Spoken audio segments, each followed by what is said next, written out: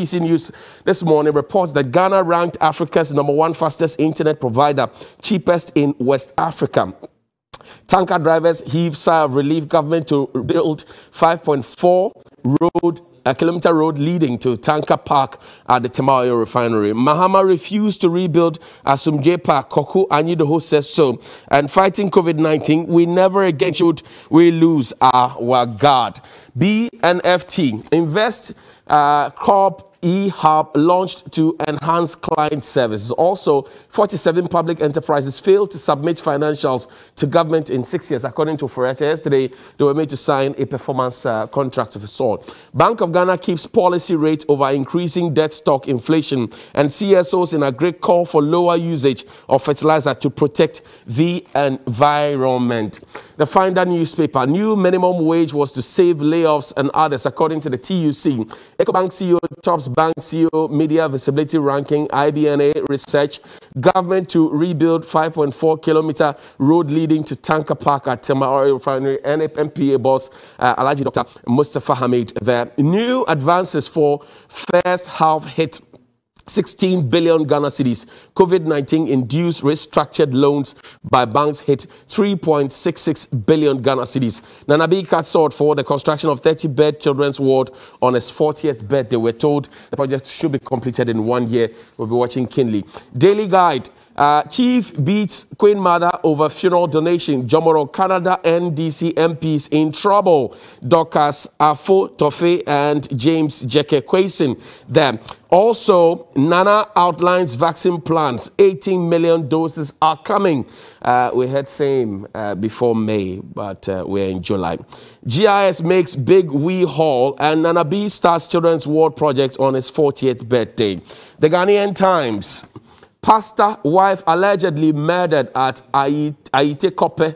TUC calls for public sector salaries commission to advise government on what? Find a copy and read. It's on page 17. Fight against COVID-19. Government earmarks $2.25 million seed money for establishment of National Vaccine Institute. And as the economy rebounds amid COVID-19, Ghana to be fastest growing economy in Africa. President Akufo-Addo believes so. Daily Graphic, Fitch ratings, economy fastest growing according to the president. Retail hospitals for efficiency, urologists don't beat war drums. Liberian vice president cautions, and Libya OIF congratulates Ghana. Check out the back page. Budumburam come to go down for what to come up. We'll tell you later. My guest this morning is Mr. Philip Kwachofusu. He is a former Deputy Minister for Communications, and he joins me here with Stephen Amwa. He is Dr. Stephen Amwa, I say. He's the Member of Parliament for the Ishiasu constituency in the Ashanti region. Gentlemen, welcome. Good morning. How are you doing?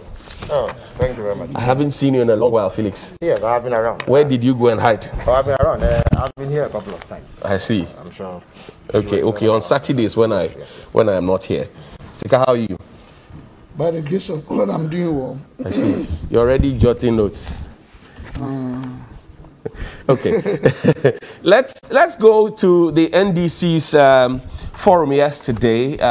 They were trying to tell us what's wrong with our economy and what we could possibly do right. Take a listen to Dr. Ato Forsing. He's a spokesperson for the NDC side in Parliament on everything finance. When we're done, we'll quickly also listen to Dr. John Kuma. He is a Deputy Minister for Finance. So 2 doctors lock horns on finance. Take a listen. We expect the Akufo-Addo government to seek an urgent debt relief from the International Monetary Fund through the newly proposed debt relief initiative known as the Common Framework for Debt Treatment beyond the Debt Service Suspension Initiative, DSSI, which can be likened to HIPIC, similar to HIPIC, and it's important the government do that. We will also submit that failure by the Akufo-Addo government to do so as recommended will mean that within 18 months from today, Ghana will be exposed to a high risk of default on its debt service obligation, which will plunge this country into a deeper economic crisis. With all the issues they raise, I have noted them. At the appropriate time, we are going to give them the necessary response. Except that I want to say that most of the issues they raise, they were not able to offer any alternative policy suggestions to the government, except to do criticism, tell us what we already know. And the issues they raise, mid-year budget is coming. I can assure you that issues to do with fertilizers and roads, and even youth unemployment and national security issues, they are all going to be well addressed in the mid-year budget. You said they didn't offer any solutions, but the ranking member says you should seek debt relief. That's the most important thing, since we are in a ditch and we are continuing to sink. Isn't that a solution in your estimation? The NDC solution is for Ghana to go back to IMF. That's a very, very lame suggestion to give to us. I can tell you, we are not going to IMF today or tomorrow, not as far as this government is concerned. Maybe when the NDC comes back to power in future and they want to take Ghana back to the IMF, we'll do that. We have just taken Ghana out of IMF. And if you organize an economic policy program and all you are telling government is for us to go to IMF, it shows you the lack of ideas that the NDC has. They have no alternative ideas to offer to Ghanaians. Okay, so those were Dr. Kesela Tuforsing, who addressed the forum yesterday at the UPSA, and also Dr. John Kuma as the Deputy Minister for Finance. Felix, I'll begin this with you. So, consistently, the President, Vice President, and spokespersons of government, Minister for Finance, has told us why we're in dire straits. COVID is at the center of all of this. They have explained to you what our present situation is and how we got here, and that if not for COVID, would have been on a smooth pedestal. Why do you keep drumming home this point? Are you not belaboring it? Johnny, nobody is belaboring anything. And the excuses that President Dr. Bawumia and the economic management team of the MPP, that is clearly unable to address the catastrophic economic situation they've plunged us in, are simply not tenable. The truth is that the situation was very bad before COVID set in. COVID has only become a whipping boy, an excuse for a clearly incompetent government to mislead people who do not follow the numbers, that COVID is the intervening factor in why we are in this parlor state. The truth is that the Ghanaian economy is in shambles at the moment. And all the efforts that they've made over the last 3 to 4 years to address the concerns of the economy have failed to yield dividends. What has happened is that today we have the 2 biggest problems, being the budget deficit, which is the largest in the history of the Fourth Republic, and a choking debt overhang that is making it impossible for government to have adequate finances to run the country. Now, the reason why the deficits and the debts are an issue is that because of the deficit that they ran, which was due to reckless expenditure in an election year and had nothing to do with COVID, they are having to borrow to finance it, plug the gap. Now, because they are having to borrow, they've borrowed to an extent where there's a need to service that debt. And for that reason, significant amounts of revenue generated are used to service the debt. Indeed, if you read the 2021 budget, presented by Honorable Chairman Sabunsu, he makes the point that government expects to collect revenue of 72 billion Ghana cedis this year. However, 35 billion Ghana cedis out of that revenue is going to be used to pay interest alone. 35% of that revenue, 35 billion, almost half of that revenue is going to be used to pay interest alone. Indeed, the figures show that as of last year, they used 87% of tax revenue for debt servicing, which is interest payment and amortization. Amortization is paying the debt that you actually owe. Right. Now, this is creating severe cash shortfalls for government. And for that reason, they are unable to meet other commitments. It is for that reason that for almost 1.5 years, they owe fertilizer supplies to the tune of 780 million Ghana cedis. They owe contractors billions of Ghana cedis that they are unable to meet. They owe BDCs money that they are unable to pay. And this is having a deleterious effect on basic livelihoods. Because of this cash shortfall also, they have had to impose heavy taxes on the people of Ghana, so that you and I are living under excruciating economic hardships. The whole of this year, what has been the #1 complaint of Ghanaians? What is it that instigated the Fix the Country campaign? It was because of hardships. And how have those hardships come about? They have come about because government has imposed taxes because they need money to go and service the debt that have elevated to astronomical levels. Now we have a situation They where explained that nobody expected COVID to come. See, again, so COVID Johnny, hit us so hard. Johnny, I have told you that the COVID excuse is a pitiful one. You see, COVID was a pandemic. Okay. It was not an epidemic. Right. And it is a pandemic because it did not affect only Ghana. Ghana is not an island. Global. Now, I won't even compare Ghana to developed countries. I'll compare Ghana to our peers, those who have similar economic characteristics as ours. Now, yesterday, Dr. Atoforsen compared Ghana to 22 countries. We call them comparators. Now, when you compare Ghana to those 22 countries, they also had COVID. And yet, they managed to keep their deficits low.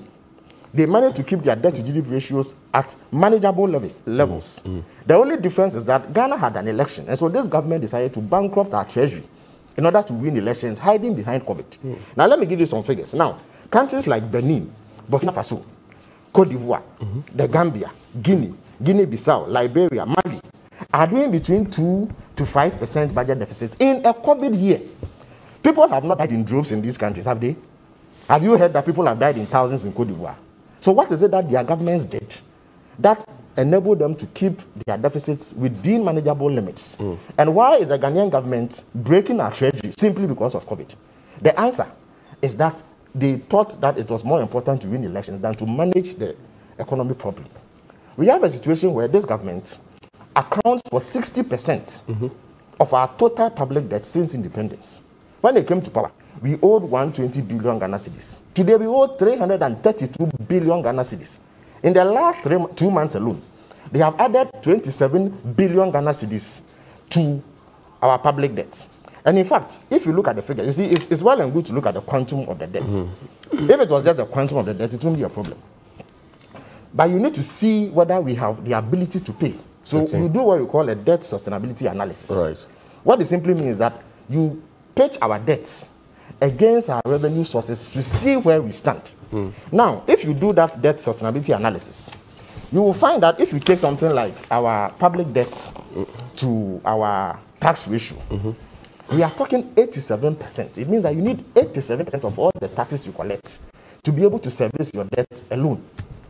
As we speak, if you pick our entire domestic revenue and pitch it against our public debt, it means that we have to use 55% of our revenue. And you are not seeing what the loans have been used for. Of course. The government will tell you that they did the interchanges, free SHS, one district, one factory, one village, one dam. Please. Johnny, no, I'm telling you Johnny, what the vice president organized the forum and told us about. I held a press conference and debunked the vice president's claims. The only interchange President Akufo-Addo can lay claim to is the Tamale interchange. Go and see the state of that interchange. They are not able to find money to do it.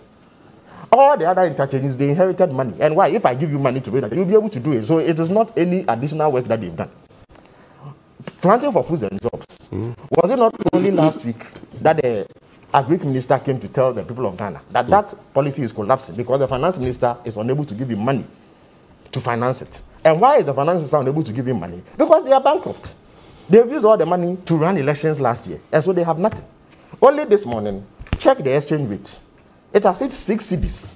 And because of that, I'm telling you that in the next few months, they will go to the IMF for balance of payment support. They say they won't go. John Kuma says they won't go. Anyway, they will go to the IMF for balance of payment support in order to keep their reserves at a level that keeps the currency stable. If they don't do that, the cedi will collapse. So it's not like they have a choice.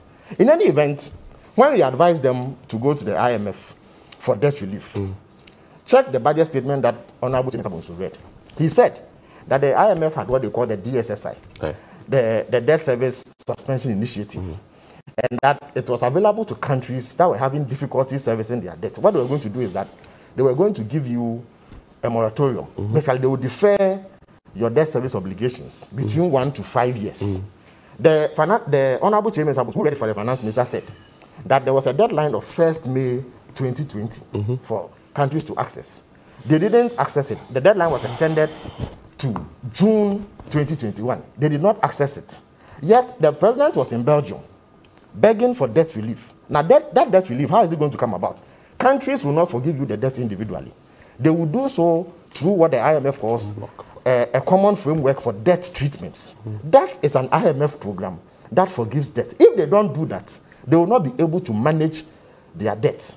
What they will do is that they will use all the revenue they get to service debt and have very little to nothing to do investments in education, health, infrastructure, agri, and all the other sectors that they need to take care of. That is the reason why they are unable to meet commitments to suppliers and contractors. That's the reason why, for 2 academic terms, they are unable to print textbooks for basic pupils. That is the reason why they were only able to give workers 4% salary increase, when they themselves have said that they will peg salary increases to the rate of inflation. And only yesterday or so, I heard the TUC boss fend off some criticism that he has come under from some worker unions for agreeing to the 4% that government is giving. So the economy is in shambles. They have to admit that they have mismanaged the economy and hiding behind COVID. All right. Ghana was not the only country that had COVID. Let me bring Stephen. Stephen, so Felix says and in fact, that's the NDC's position, that whatever you have been saying to them are just stories. You are hiding something from the people. Are you indeed doing that? Thank you very much. Sorry, I will extend my greetings to the good people of Nyayesu, and also congratulate the Speaker, Right Honorable Babin, for the Millennium Excellency Award. Okay, right. It was extremely colorful yesterday. We were all together, and so it is very cheap. Can you draw your mic closer to this end? It is extremely cheap to always rant and propagate dressed falsehood just simply because of political power. And I think if we want to do analysis, I always say the Saddam Felix, he's like my brother. You. I mean, I'm not perfect. But everything that you say to the good people of Ghana, you account for one day here and in heaven. So don't think because of politics, you go and rant and say whatever you want. And this is one thing that they are doing here. Please, take this to any good statistician and mathematician. You need to show it to the camera. This one. This one. Even this. Indicating how mischievous they plan all these things. How? Look, you can never use data points. This one is for 8 years. This one 4 years, 4 years, 4 years to draw a pie chart. It's not done anywhere. We should have at least 5 sections. I'm telling you that this work that they've done is full of mischief. You understand what I'm saying? Yes, debt to our GDP is extremely important. In the first place, is it the only primary macro indicator that is used to assess the performance of a republic's economy? That's the first thing. But where the debt is overwhelming, as they are saying. Boss, I understand you. It's of concern. I agree with you and with you. What is overwhelming? You should analyze the prevailing challenges. If you consider at all times, do you know what they are doing? No. They fail to talk about the fact that 8 years, now those 4 years until second term has not even got into the 8 years. NDC, look at the chart you did themselves. Between 2000 and 2001, they had about 4.9, and then, of course, with the units there, million, 4.912 million, and then 204, 7.5, the same figure, 208, 9.7. Then you go on. Between 2008 and 2016, our debt portfolio alone increased over 1,140%. And the NDC, there was no COVID economy. Okay. There was no sluggish performance of our productivity. There was no revenue generation issues as a result of the fact that there were no business activities in our country and on the globe. These are real, unless you want to throw them away. We are having an outlier situation that any honest finance and economic person will not analyze this and compare even to the conventions. But even there, if you look at the figures, go and check. Come and check the figures. I've given you can calculate from their own figures. Their arguments. Let me also flow small. Their argument. Sorry, because I'm dealing with figures. Okay. So their argument. Sorry, their argument is that the economy was already taking a nosedive. That's not true. Before COVID came. Let me ask you. Let me ask you. If debt to GDP comes as a result of how you manage relationship between your revenue generation and expenditure against your GDP growth. A country that was experiencing sluggish performance of productivity, which is a fact, and it's not because of a Kufuor or Mahama or Felix or me. You can throw that away and see Ghanaians. A country that we were having problem generating revenue because business activities all were on the hold or were on hold because of COVID, and it's a fact. And yet we were spending. So because productivity was low, revenue generation was low, GDP was not growing. You remember we're growing somewhere around 1%. However, we're spending. So naturally, even this figure, I'm shocked. It should have been far bigger than this. But check DS. Compare all times. Compare all times. Even if you check in terms of percentages, which is the right thing to use, because the figures alone, time value of money, if they don't understand. Different figures at different times.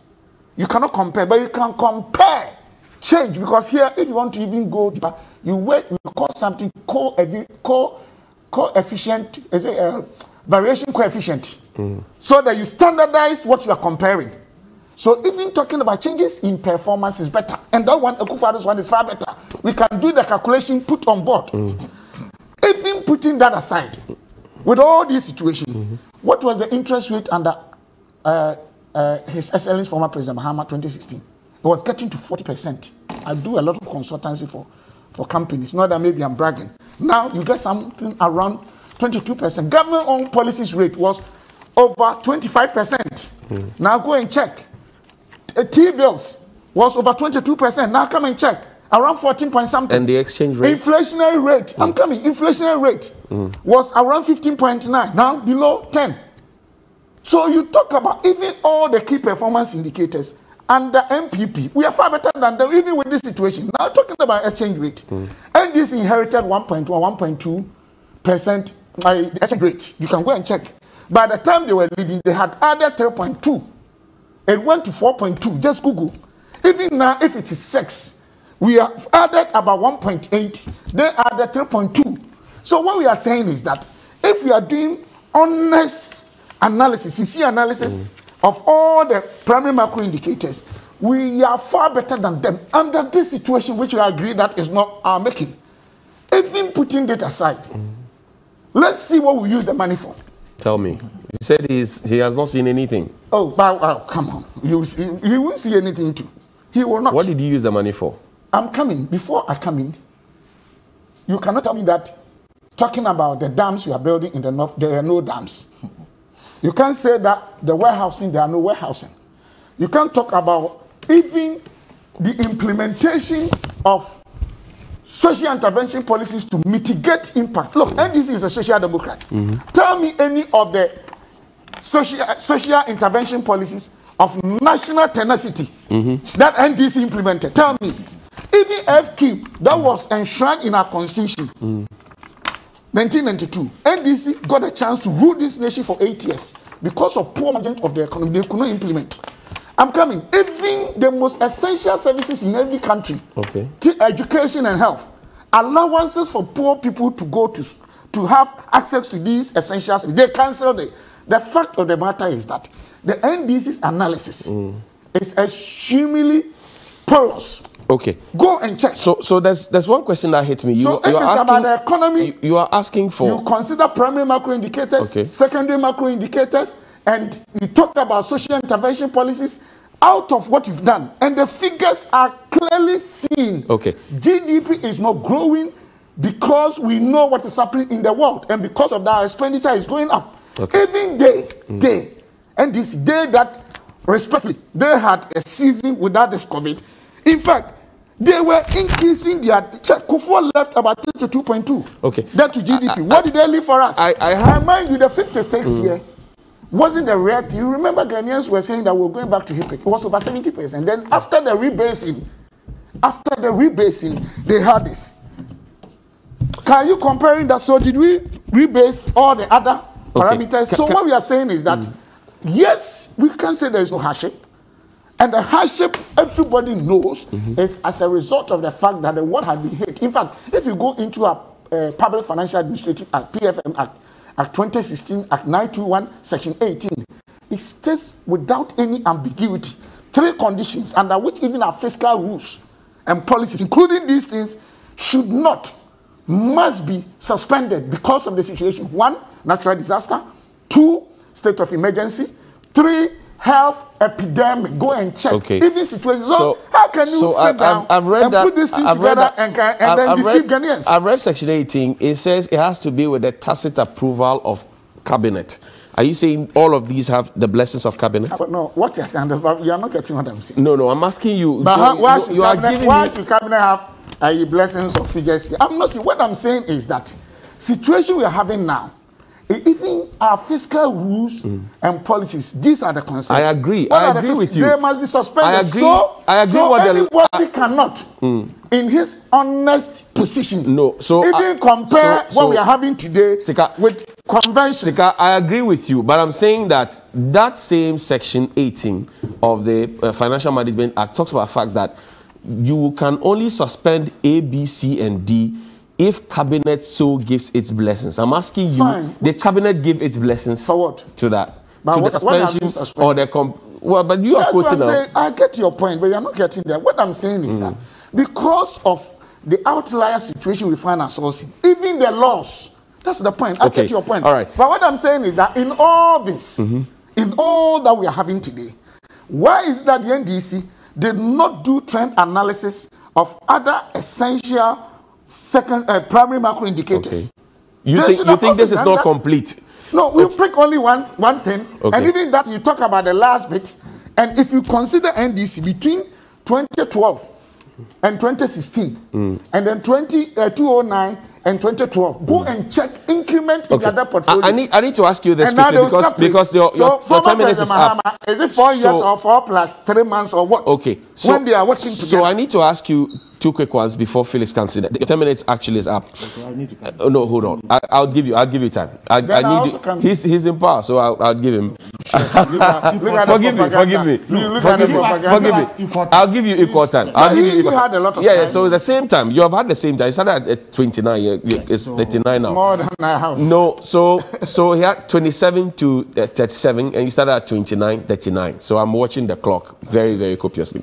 Now, Sticker, it appears you are suggesting that there should be some form of standardization. At least look at the percentages, correct? No, what I'm saying is 10% of 100 cannot be equal to 10% of 40. So if you're asking us to look at the percentages, that is what you do with change in performance. Even this one can be argued. But if you talk about figures, 1 cedi yesterday, in terms of purchasing power, value will be different from 1 cedi tomorrow. That's right. So if you want to use figures at different times, even that one, it's questionable. So what you can do is to talk about change, increase. With this, I've done 2 addition, I've done 2 subtraction. You understand what I'm saying? Why are you? What I'm trying to say is that if that's the case, then why are you then comparing yourself to the NDC? Because if I remember clearly, your party called the NDC incompetent. Oh, but of course. So how do you compare? How do you compare competent to incompetence? I'm trying to. Oh no. You should depart from incompetence. No, we have a league table of political parties or governments. Right. Then they will come to power. Oh, this person is not good. That person is not that. Then they create opportunity for us to let Ghanaians know that we are better than them. Okay. What I'm asking the NDC to do is that, 1, it is not only debt to GDP or debt portfolio. You understand what I'm saying? It is not only that. And 2, this growth of our GDP is not a normal situation. Debt to GDP, because you cannot say that when you know that even at a point in Ghana here, we were asked to stay home, don't go anywhere. For only 3 weeks. But beyond, in Accra, Kumasi, Tema, and Kaswa. Not the entire country. But you know where the businesses are. Most. Let's be honest. And before the 3 weeks and after the 3 weeks up to now, any honest market operative or actor who understands these things will tell you that we have not even restored. You should be telling us how much. You should be telling us how much we lost during those 3 weeks. If I open my mouth, when Phyllis was talking, Kumasi, this is my problem. When I open my mouth, one statement. No. Stop playing to the gallery. Answer my question. I'm asking you a question. This is extra time. Your station, sometimes take your time. You are moderating us, but the way you handle us. No. So I've asked you a question. You have done 10 minutes already. This is extra time that I'm using to probe further. So it's not your time. So I'm asking you questions. I'm asking you, for example, you are saying that anybody who is an honest business person will tell you that the 3 weeks lockdown in Accra, I'm not saying that Kumasi, you didn't get to me. Okay. I'm saying that before the 3 weeks, okay, and even after the 3 weeks, and even now, okay, anyone that understands market operations and its variable performances, will tell you that we have not restored, okay, the normal and in terms of capacity functioning of our productivity or market. Okay, I agree. So we are still having issues with GDP, and also we are not getting revenue. Okay. I mean, organically. So I'm saying that the 3 week lockdown, the 3 week lockdown was in Accra, what President Akufo-Addo calls Greater Accra, Greater Kumasi, Tema, and Kaswa. So can I explain now? So Tamale was not part. Takrady was not part. Koforidia was not part. Can I explain now? No. First tell me how much we lost during that period, and then we can look at whether we have recovered or not. I can't sit here. You can, as you said the other time, they are fixing. You want to fix it. I don't. But no, I can't sit here to tell you the figure is this. Okay. Yeah. Let me tell you.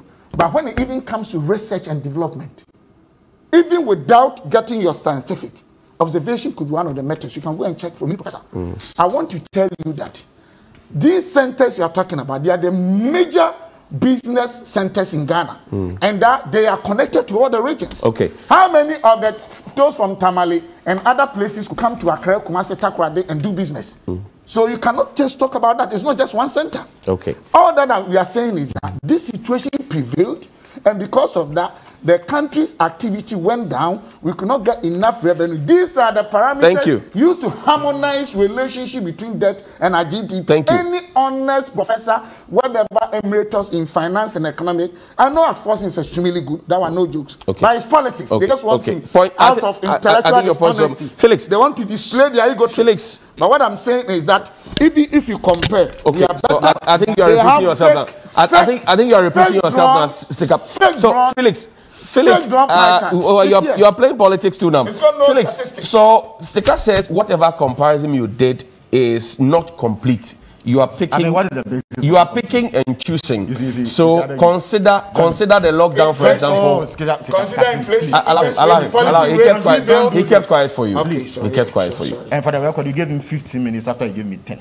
So I don't think the interruption is allowed. I don't know the basis upon which he claims that we are using fake figures. Every figure we used comes from Government of Ghana sources. And the IMF. Sorry, fake diagram. Allow him. No, I made mistake. What is a fake diagram? What is a fake diagram? We have simply compared the quantum of debt at various points. All you need to do is, it is commutative. All you need to do is to add the figures together. You will see the trend. The truth is that they account for 60%. Different data points for the same diagram. I don't think that's Stephen Amor, please. Right. It is not right. No, you're right. If you are not going to allow no. It's okay. Stephen, let's be fair to him. I think I'm wrong. You account for 60% of government's debt, of Ghana's debt since independence. That is a fact. You use the figures, and that is what you get. When they were in power, Dr. Bawumia held their debt constant for 10 years without taking care of the net present value, and claimed that we had borrowed $37 billion, which was falsehood. We have segregated the debt into periods. President Akufo-Addo has not had 8 years, so you can't do an 8-year analysis with him. But his 5 years dwarfs the 8 years, in fact, the 16 years of President Kufuor, Mills, and Mahama put together. Why don't you wait till 8 years before you do that analysis? Why should we wait? In fact, if we wait for 8 years, he is going to dwarf it by about 500 billion Ghana cedis. Just 5 years. He's added 180 billion Ghana cedis as of the end of 2020 to the public debt, when he came to meet 120 billion Ghana cedis. So when the year got to a close, we owed 300 billion Ghana cedis as a country. Okay. This is fact that is not disputed. I am also surprised that my brother says that the debt to GDP ratio calculation we've done is on the basis of a rebased economy. Of course, you compare apples to apples. Since 2016, the economy was rebased using 2013 as the base year. So all figures from that year must reflect the rebased stance. The debt to GDP ratio we are calculating now is using that 2013 base year. If it was not using the rebased figures, the debt to GDP ratio would be around 50%. So I'm not exactly sure exactly what he is complaining about. Again, this persistent claim that they are better, you see, I'll urge you to discard this pedestrian propaganda about competence. If we were incompetent with the figures we received, then they are hopelessly incompetent. They are not just incompetent, they are hopelessly incompetent. Why? He says that in spite of the pandemic, their figures are better. That cannot be true. I don't know what figures. Why is that not true? Their growth was 0.04%. No, our growth was 3.5%. Indeed, the deficit is 15.2%. Our deficit was 6.3%. Our debt to GDP ratio was 56%. Theirs is 78%. In fact, the IMF puts it at 78%. Only yesterday, they issued their Article 4 consultation report. They pegged our debt to GDP ratio at 78%. Ours was 56%. But they say, look, we're yet to recover. No. You see, I have already dismissed that COVID excuse. The reason why you cannot accept that is that COVID did not happen only in Ghana. If COVID had happened in Ghana, then you see that it's an outlier. But COVID happened globally. It's a pandemic. So I have compared Ghana to our neighbors. We have similar economic statistics, characteristics. So if all our neighbors were posting similar results, then you see that it was out of their control. Were there similar activities like absolutely. Sharing free food, first of all, water, electricity, listen, I asked you a question. Shut down. I asked you a question. Have Ivorians, Guineans, Burkinabes, Togolese, Beninois died in droves because of the actions their government took? No. You decided that because we were going to have elections, you will spend outside of your remit. Indeed, go and check their own budget statement. When they revised the budget in July 2020, they said that they were going to have a deficit of 11.4%. They exceeded it. They got 15.2%. That smacks of fiscal indiscipline. So, at the time they were doing that budget, COVID had come. They knew exactly what expenditures were going to incur. And yet they exceeded it. By almost 4 percentage points. But so on what basis? Stevie is now explaining that even though we have a law on how much deficit can have the 5%, again, it is even worse when he says that listen, by Section 18 of the Financial Management Act, long before COVID came, they had exceeded their targets for the deficit. We left a deficit of 6.3%. In 2018, they recorded a deficit of 7%. In 2019, they recorded a deficit of 7.5%. Which is higher than what we left, which is higher than their own targets, and which is higher than the benchmarks that they agreed with the IMF on.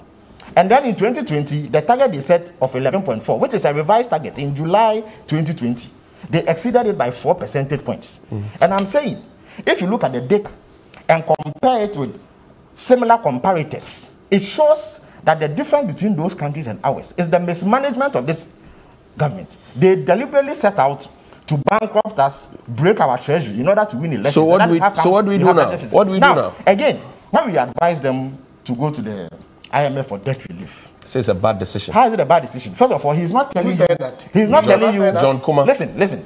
He's not telling you how they are going to manage our current debt. Look, the way that you see whether you can pay your debt is to do a debt sustainability analysis. In other words, it is not a problem if Stika borrows 100 billion and I borrow 100 billion. He may be a businessman who is investing that 100 billion in the business, and so he's able to pay. I may have borrowed to pay my children's fees or build a house, so I do not have the capacity to pay back. So when the time comes for us to service our debt, I will default. He will be able to pay.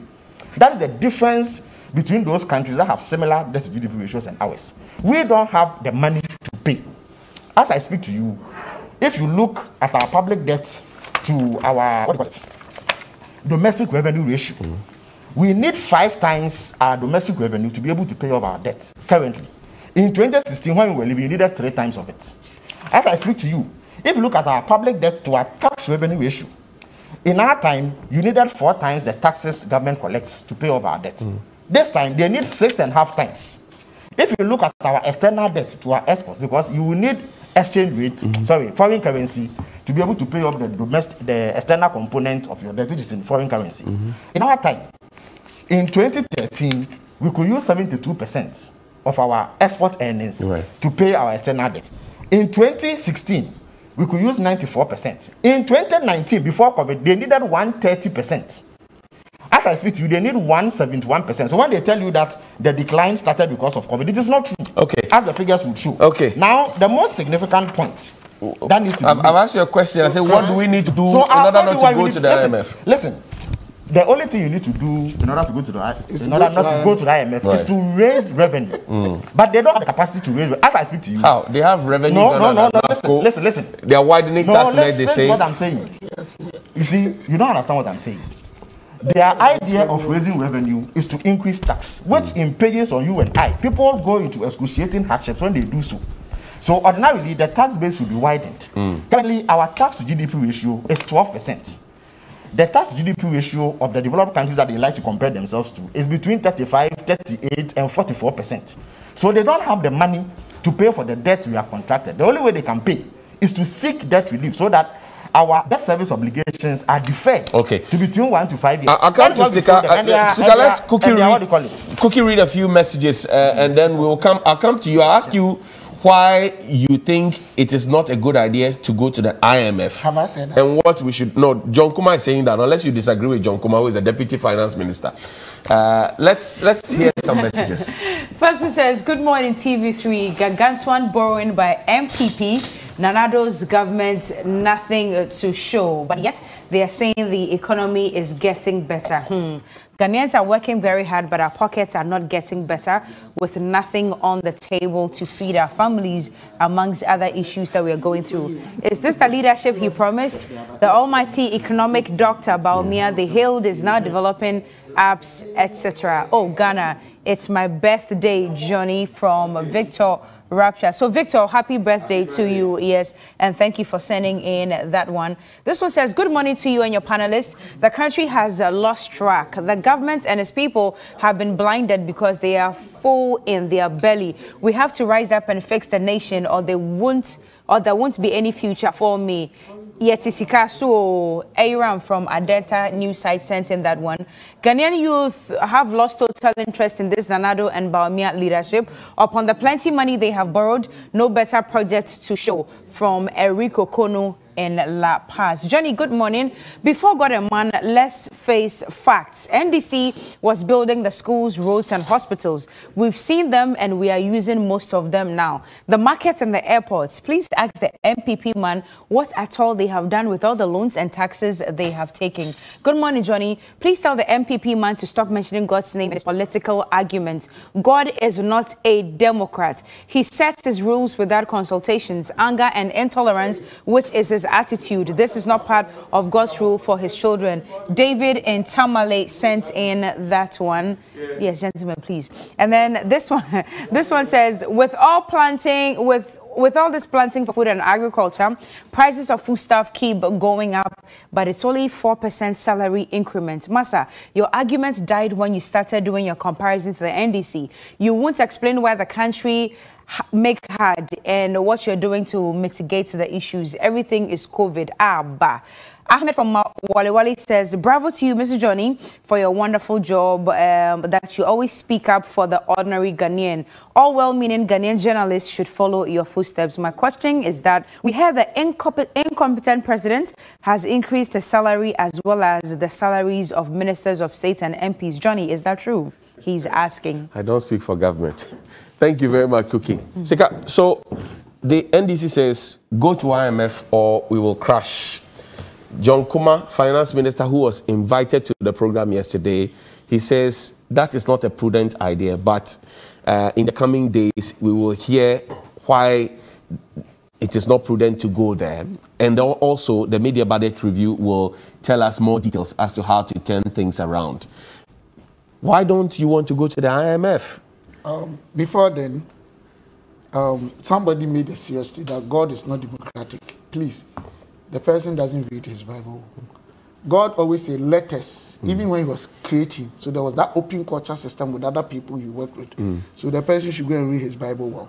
And now coming back to your statement, it will be extremely difficult for me right now on the spot says that this alternative is good or bad. I don't want to introduce arbitrariness in my decision-making processes.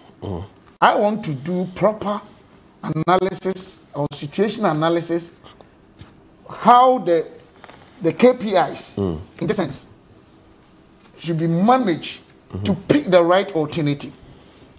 Yes, if you are giving debt relief without any serious conditionality, like NDC went for policy credibility, and for about 4 years, public sector were asked not to, because it comes with other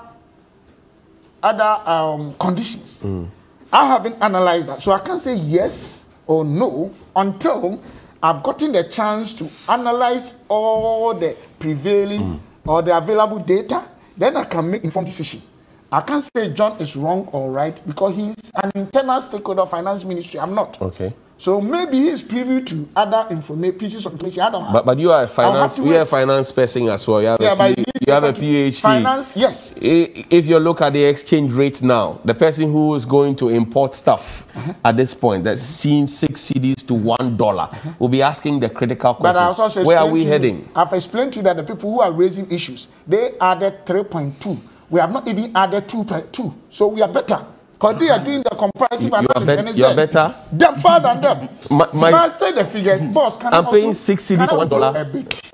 Oh, at least for once, let me also flow. No, I'm saying I'm paying 6 cedis for $1. How is that better? What I'm saying is that the people who, they took about 1.1. If they had managed it well, probably our 1.8 that we added wouldn't have gotten us to even 5.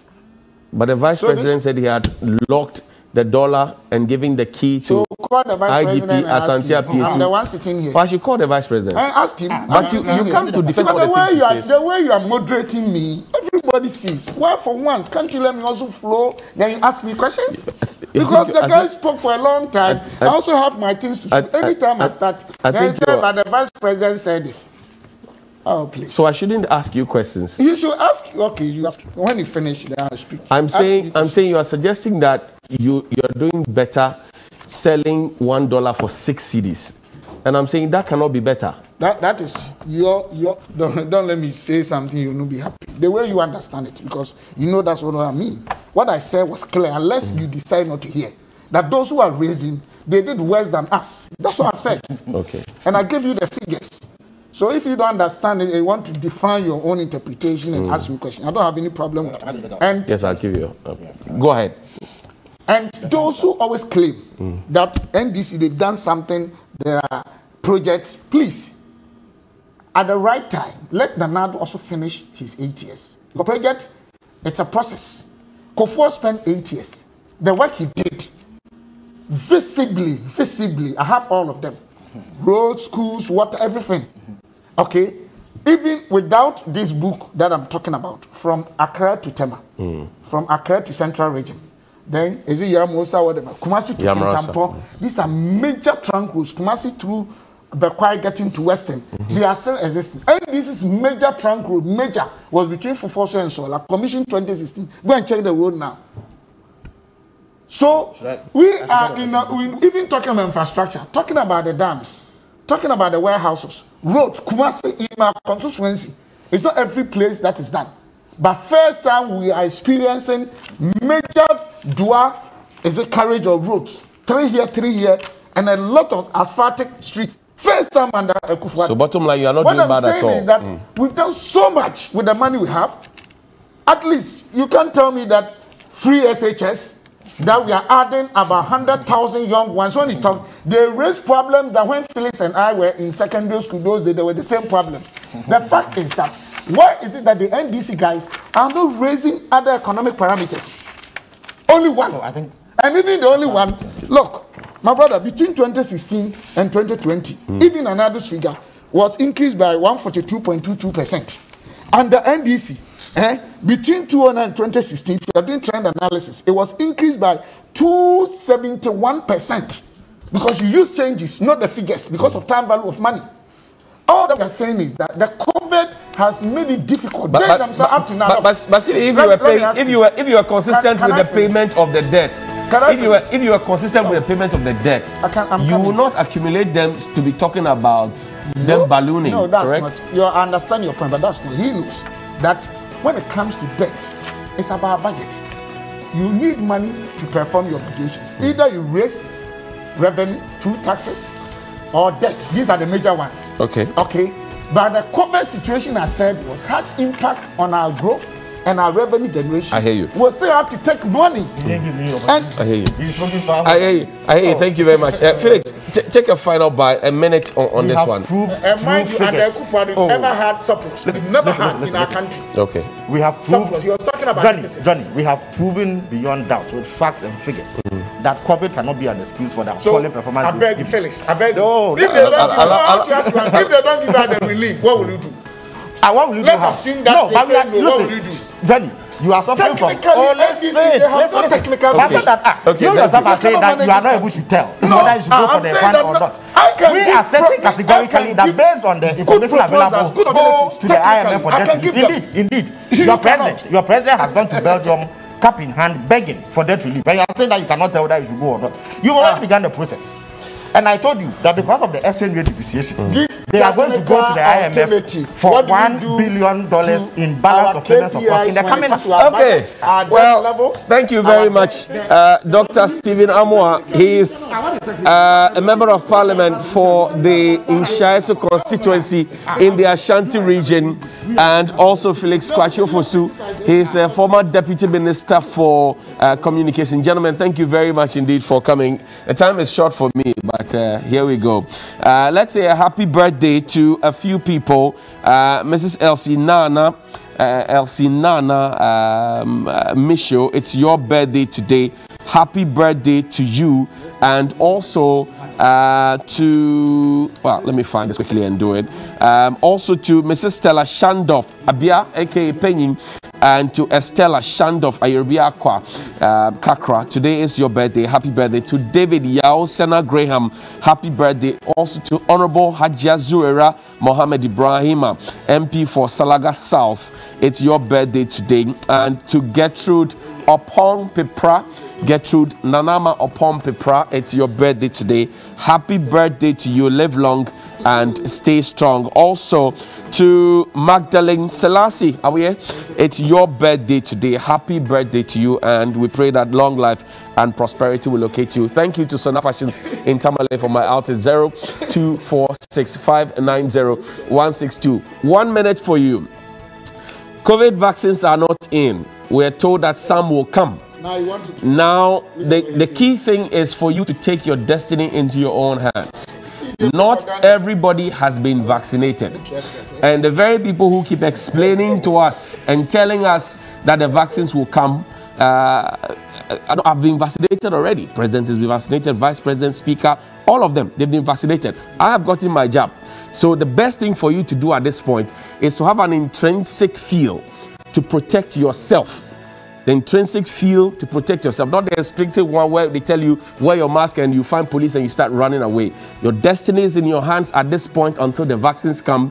Wear your mask, wash your hands, maintain social distancing, and make sure that you are keeping safe. Your choice, your job now is to keep safe, and don't follow the lead of the political class. So this whole argument of do outdoor event and blah, blah, blah, blah, blah. Keep the protocols and keep safe. That is the only way you can survive at this point until the vaccines come. We'll see you after the break.